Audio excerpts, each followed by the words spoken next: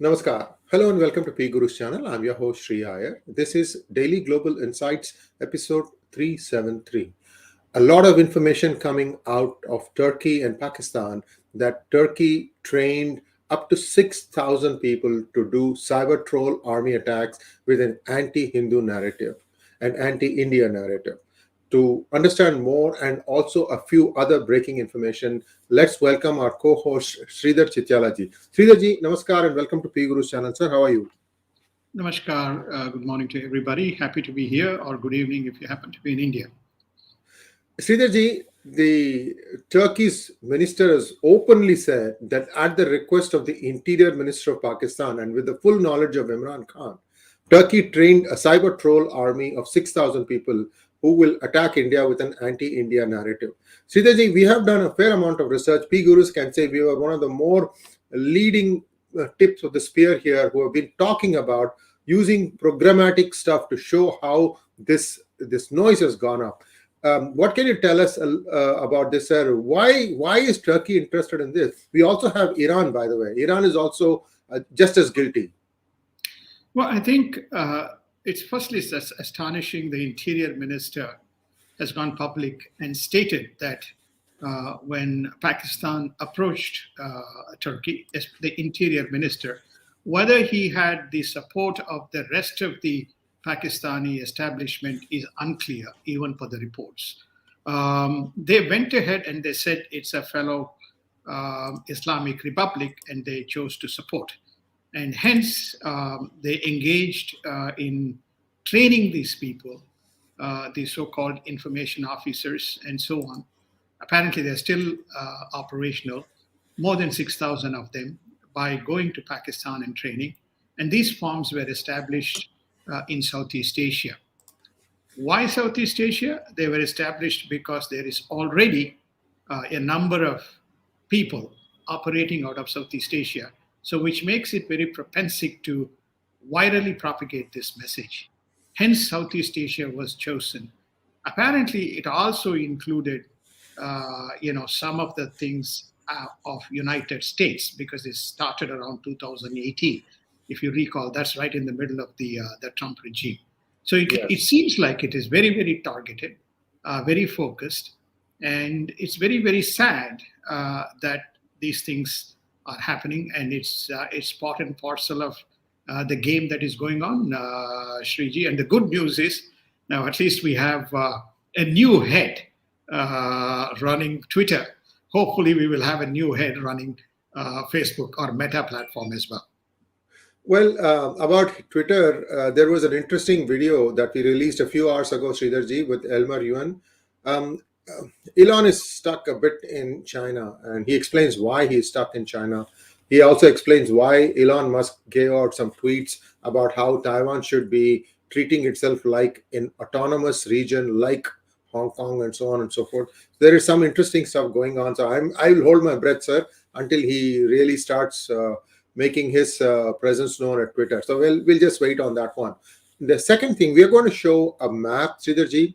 In Neoma Advanced Landing Ground, India has upgraded this airfield, which is about 50 kilometers from the line of actual control. With your permission, I'm going to put it up, sir, so you can talk to it. Go ahead, sir.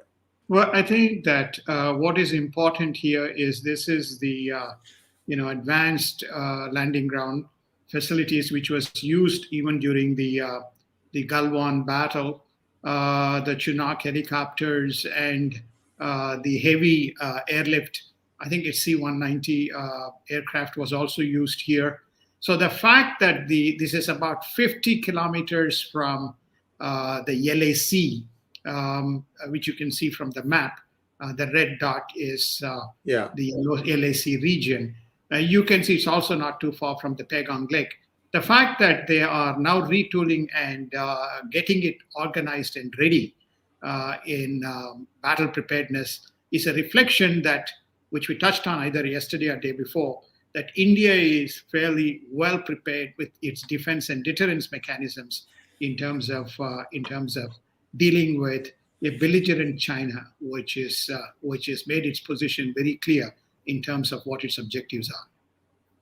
And Russian President Vladimir Putin lauded India's Prime Minister's independent foreign policy that serves Indian interests. Sridharji, this is going to be tested, in my opinion, with the way Xi Jinping has grabbed power in China. What do you say, sir? Well, I think there is a two-pronged strategy that is being adopted. Whether Russia is leading it or China, clearly China is not leading it, but as far as India is concerned, Russia is leading it. The question is by making India continuing to be independent, their objective is to wean it away from the West. Okay, so any alliance or any formation with West, they are trying to break as a result of this. Recall we shared it in one of the DGIs after the Samarkand or Uzbekistan meet. There was a simultaneous withdrawal of forces from some of the disputed areas, and which prompted, when question was posed to Dr. Jaishankar, he said, "One problem less for us." So that was his kind of comment. It is meant that that these moves were being made to make India as much as possible wean away from the West. And my question to anybody is, where is the West? There is no West as far as a coalition is concerned. All we have is a whole set of isolated activities going on with Ukraine. So Russia is trying to continuing to say that it is with India and India is with Russia. And United Kingdom's Foreign Secretary James Cleverly has landed in India today to meet his Indian counterpart and further explore ways to increase partnership with India. India is a critical partner to United Kingdom. But as you can see, and you'll see this thing, viewers, in just a few minutes, the Leicester reports have been grossly, how should I say this thing, mangled and done. And that's a different topic because of the fact that Labour Party is very, anti-India. The point I'm trying to make, sir, is will India not express its concerns at United Kingdom's handling of some of these crises where British Hindus are really feeling a little scared now? There are three cities, sir, for viewers' benefit: Birmingham, then you have Leicester, and Nottingham. These are the three cities where everywhere there is a sense of nervousness.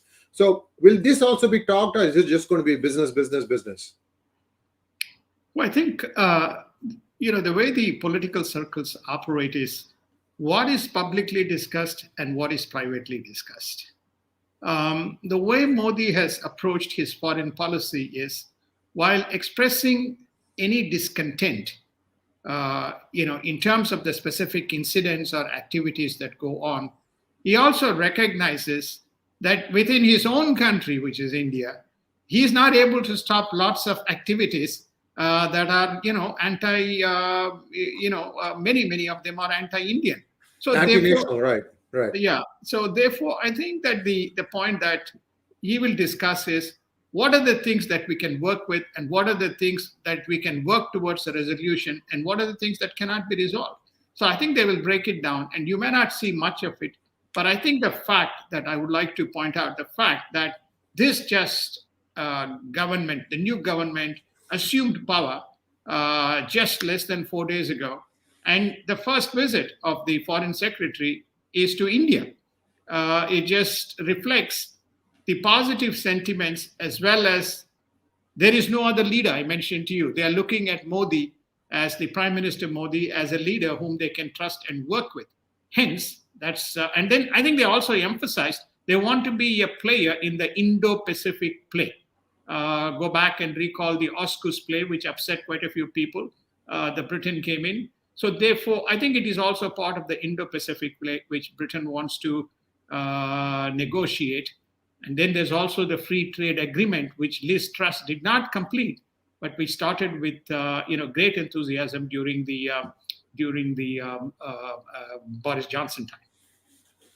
And a U.S. Senate report, that is the GOP, that is the Republican wing of the Senate, has made a report that backs Wuhan lab as the COVID-19 origin from China and not from a wild animal.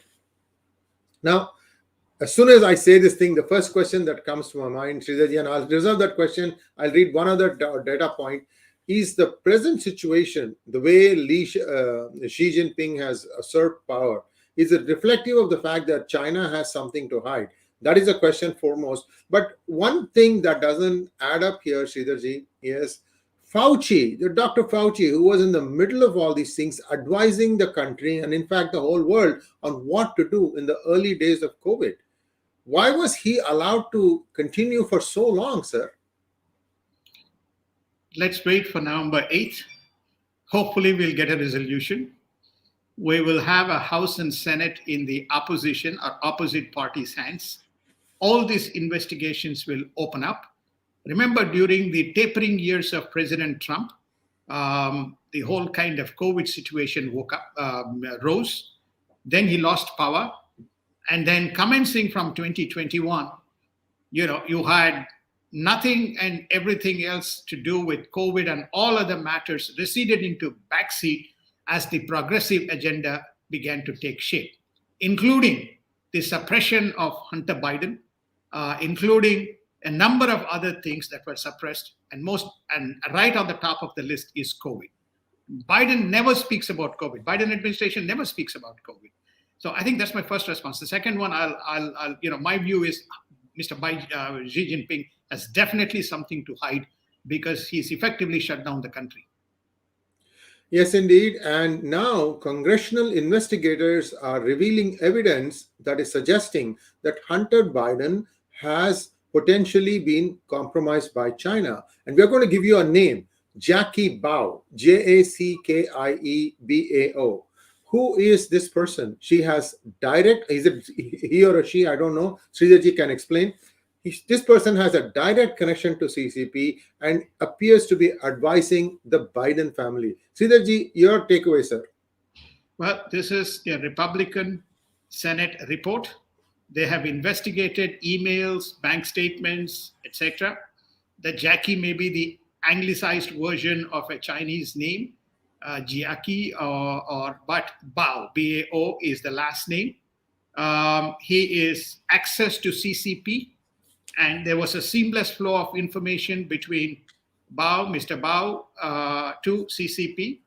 It is, in fact, the report goes on to say that Mr. Bao even advised Mr. Biden to contest the elections, and also that he was negotiating with Mr. Hunter Biden for the sale of some LNG natural gas fields in United States. That is the level of detail within this specific report that has been tabled. So it's, again, what will happen if you have 3 tiers of the government under one control, then nothing is going to come out.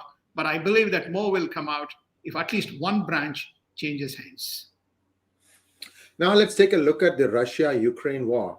Nuclear tensions rise as Putin warns the West that the world faces the most dangerous decade since the Second World War. Putin also warns that US commercial satellites are now a target since they are assisting Ukraine in its campaign. This is a big deal because that means it's going to bring corporate America into the war. Pentagon confirms that there are no indications that Russian nuclear drills are cover activity. Pentagon further says that the threat from Russia is acute, but the real threat is China. Sridharji, that's a big reveal from Pentagon, sir. A lot of things I have said here. Perhaps you can expand on these. Well, I think Vladimir Putin has established his position very clearly, which is to say that I said I'll conduct nuclear drills, I'm conducting the nuclear drills. It has come to my notice that Ukraine is getting a lot of assistance in terms of pinpointing of our locations and our army movements. And where can they get it from? In the absence of anything which is on ground, it is coming from satellites. So therefore, there's assistance coming from satellites. And whose satellites are they? They are the American commercial satellites. Since they are now assisting my enemy, they are also now part of my target. And beware that we could be taking out some of these sites, which we believe, the satellites, we believe is helping Ukraine. So I think we have a carte blanche situation here. Now, Pentagon has stepped in and effectively stated, we are observing and watching and monitoring the situation. and this is real. But we don't, we see that there is a challenge from Russia, but the challenge is more acute or more from China. Now, my question to the Pentagon is, what have you done with Quad? What is Quad? Have you guys, I mean, if you go back to some of the DGI programs, even 12 months ago, there used to be consistent, a fleet of British ships. Then you had the regular, you had Roosevelt, as well as, I forget the name of the other one. There were two ships and one carrier making rounds in the Taiwan Strait, acting as a deterrence. Then there was the Japanese, then there was the Australian, then there were several joint exercises conducted. Where is it? It's almost like they've gone to sleep, which is to say, okay, China, we are completely we have left the place for you to kind of take over, and subtly kind of moving, giving a signal. So there is no Quad. They are not talking about Quad and what the deterrence they are putting in place. And a request to all of you to like this video, because this needs to reach a lot of eyeballs. Remember, by the way, viewers, in about 12 hours time or 14 hours time, Sridharji will be back about how he thinks the next imminent inter-country attack is going to be. And we can give you a small hint. You may be thinking it might be Taiwan, it might be India. Well, you should watch this episode. Don't miss it. It's at 11 a.m. IST, so about 17 hours from now. And we will explain to you with some data on why we think this is the particular area that is going to be attacked next. So we'll move on. I'll leave that hook hanging there. Viewers, do help us out. Please spread the word around. 11 a.m. IST tomorrow morning. And what is happening in Germany? The German cabinet has allowed China's Costco, COSCO. I mean, you'll see these things in any shipping line, huge containers with the COSCO. And I have a big garage here with nothing but Costco trucks, Sridharji, in the Bay Area, because it takes from Oakland and then starts distributing all over the United States. To allow Costco to buy a stake in a terminal in the country's largest port on Wednesday, in a decision pushed through by Chancellor Olaf Scholz that triggered unprecedented protests within the governing coalition. Now, I think the city is Hamburg, if I'm not wrong. Srijati, is it Hamburg? It is Hamburg. We covered this extensively in one of the DGI programs. If you go back and look at last year, yes. What this will do is this will connect Shanghai into Hamburg, and from Hamburg container port, they can have, as Sriji pointed out, trucks navigating its way all the way into Europe. And so it is almost like Germany saying, okay, it is China, welcome to Europe. You don't need to conquer. You just take this port and we give you the passage all the way through. So obviously there is litigation and all these kinds of issues. The original stake was about 35 or 36% with all kinds of rights vested.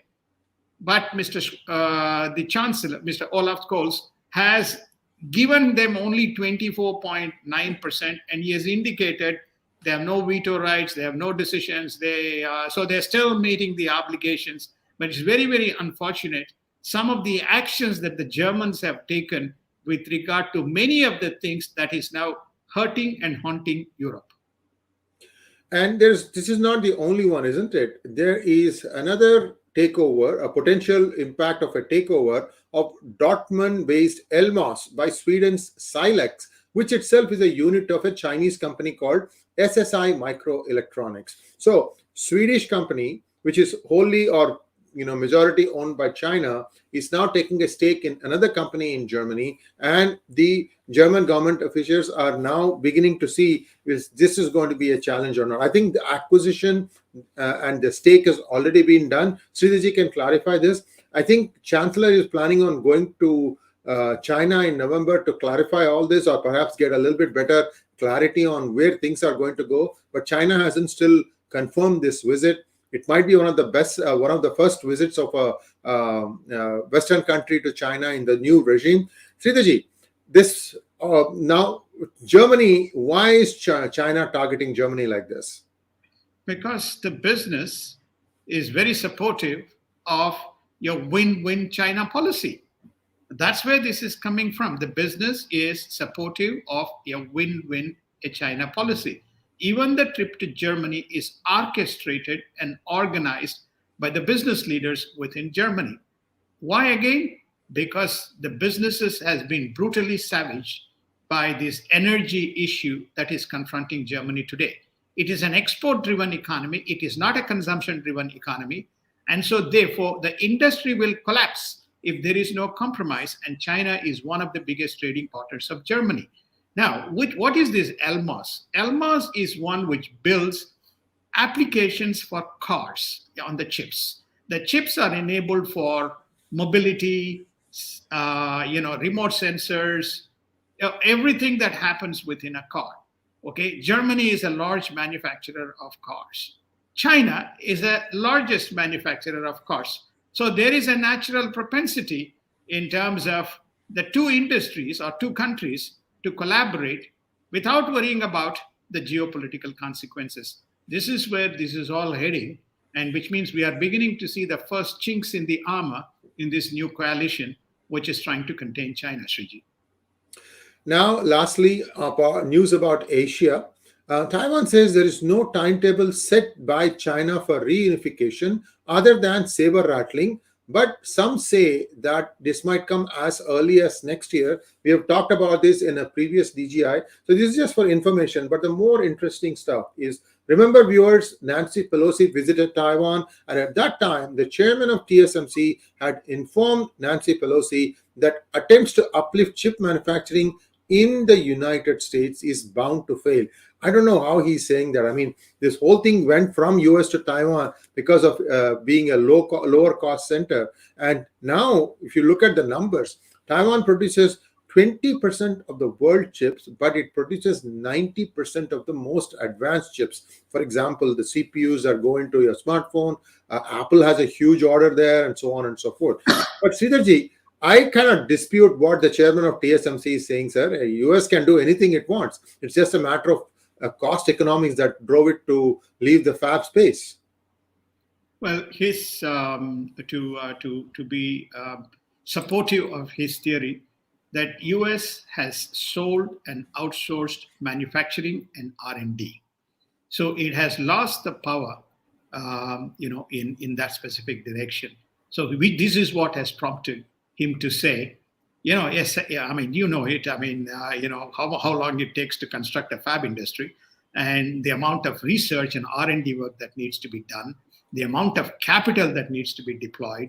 So once upon a time in the 1980s, 37% of the chip manufacturing came from United States. Today, it has reduced to 12%.